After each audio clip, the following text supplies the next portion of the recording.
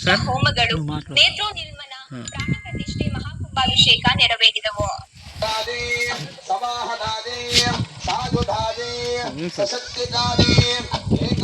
ಪಾವಗಡ ತಾಲೂಕಿನ ಕಣಿವೇನಹಳ್ಳಿಯಲ್ಲಿ ಶ್ರೀ ವೀರ ಓಬಮ್ಮ ದೇವಿ ಚರ ಪ್ರತಿಷ್ಠಾಪನೆ ಮತ್ತು ಚಂಡಿಕಾ ಮಹಾಯಾಗ ಅದ್ದೂರಿಯಾಗಿ ಸಂಪನ್ನವಾಯಿತು.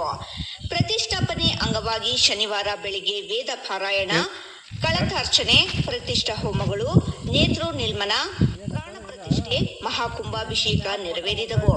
ದೇವರಿಗೆ ವಿಶೇಷ ಅಲಂಕಾರ, ಲೋಕ ಕಲ್ಯಾಣಾರ್ಥವಾಗಿ ಮಹಾಚಂಡಿಕಾಯಾಗ, ಸುಹಾಸಿನಿ ಪೂಜೆ, ಚಂಡಿಕಾಯಾಗದ ಮಹಾಪೂರ್ಣಾಹುತಿ, ಮಹಾಮಂಗಳಾರತಿ, ತೀರ್ಥ ಪ್ರಸಾದ ವಿನಿಯೋಗ, ಬಲಪೂಜೆ, ಸಭಾಪೂಜೆ, ಋತ್ವಕ ಪೂಜೆ, ಬ್ರಾಹ್ಮಣ ಆಶೀರ್ವಚನೆ ಮುಂತಾದ ಕೈಂಕರ್ಯಗಳನ್ನು ನೆರವೇರಿಸಲಾಯಿತು.